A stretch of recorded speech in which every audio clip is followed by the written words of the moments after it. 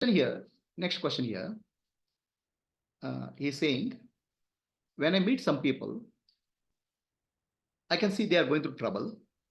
They are disturbed.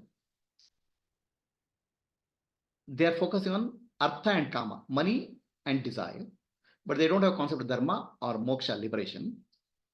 Okay, right? So such people are there all around. I wonder first, why can't they rise above this and get into some amount of dharma or self-inquiry? How they cannot come out?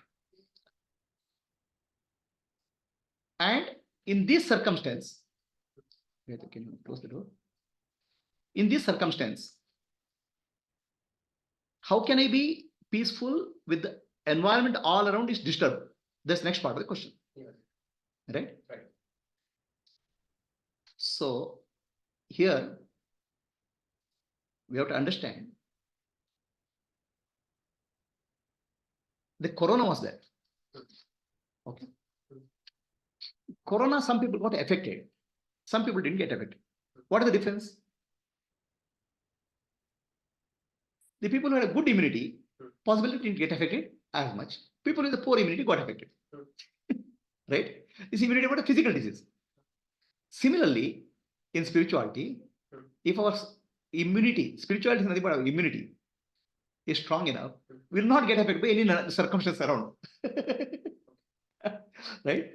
If your immunity is weak, that means our inner maturity is not good enough spiritually, then you'll get affected by something.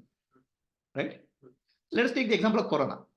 If your immunity is not strong, you stay at home, don't go out. Right? You'll get affected. So similarly, people who have spiritual immunity is not strong enough, they need isolation.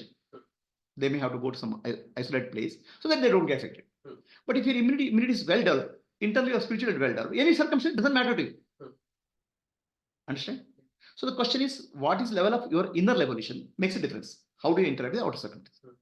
If your inner evolution is not strong enough and you get affected, please try to isolate yourself so that you develop inner maturity.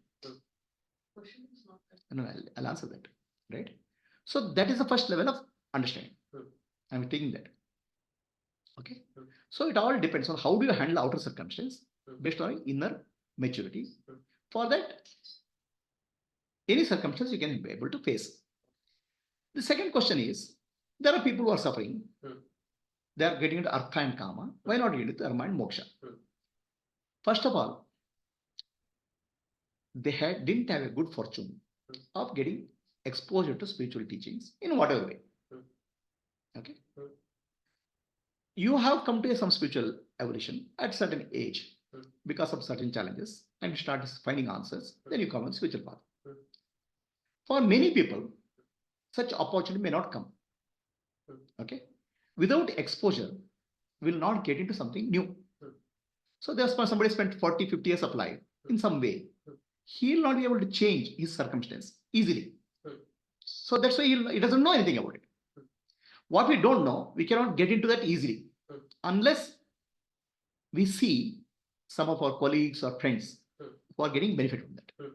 So typically, if you have good fortune, you have a spiritual background which comes from your past life. At an early life, you try to get some advantage. That happened in the case of Ramana Maharshi, that in Buddha. So their past, they don't need any teaching. For some people, the environment, house or environment, school gives them spiritual background. So basically, what we learn at an young stage, early stage in life, will help us a long way. But most of the people don't get this opportunity because in the schools today, we don't teach any spirituality. We don't teach value system. Schools only we are taught competition, success. So ultimately, the schooling plays an important role in our life. The childhood growth plays an important role. So they missed it. Right? Because of lack of exposure, they don't know what to look for. That's why they'll continue in there where they are. They're looking for Artha and Kama, they'll do that because they don't know anything else. So such people, what will happen at some point of time, if it really they are open, they get into satsang. Some of their friends, some of their relatives get into some transformation. They are also in the same circumstance. They should be able to relate. Oh, I was also like you are also like me. So you got transformed, you got peaceful. How? Then they start putting them on this path. Otherwise, they don't get an exposure, right? So I was in a corporate world. I was a senior vice president.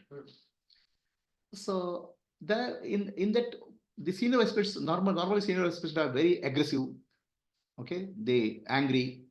I was a very calm and peaceful. So this itself was a very different mental behavior for any of the employees. Very calm, very peaceful, smiling, right? So I didn't know all these things. Okay, they were actually branded me as a peaceful, smiling, right? Something like that.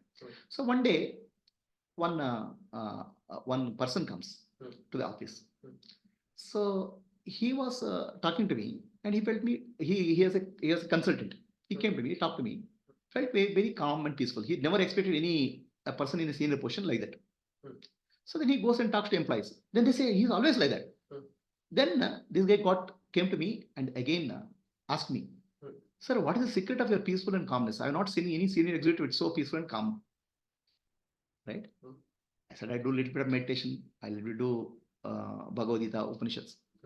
Then he said, I'm very, very agitated in my life. Okay, I'm disturbed. Okay, he has personal disturbance and corporate disturbance. I'm disturbed. Please teach me how to become peaceful. Come to my house. So that's why I went to his house and gave me teaching of Bhagavad Gita. It made him peaceful. And that was in back in the year 2003. And 2003, from that started that person. Bhagavad Gita has grown to thousands of people now. We started one person. Or to help the disturbance of one person, I started teaching there. Right? So if you are peaceful, if you are internally peaceful, people around you will get affected. Not all. So they'll start emulating you. Okay? We cannot transform everybody. We cannot transform anybody by teaching. But our presence affects people. So we cannot solve the problem of everybody. But when your inner growth has happened, definitely rub on through somebody else. Not because of you teach, because of your presence. Slowly. Did I answer your question? Yes. Right? So people are not able to get into that. Either they didn't have a background of opportunity in the childhood or in the adulthood, or didn't have a background of satsang. Somebody of their own age, their own circumstance, coming to them and saying that, okay, I solved my problem like this. So because of that, they'll continue like that. Is the answer clear? Yes? So ultimately, we cannot solve the problem of anybody. We have to solve our problem. Our inner peace, our presence starts affecting somebody. Okay. And if they seek help, we can help. If they don't seek help, nobody can help anybody. Can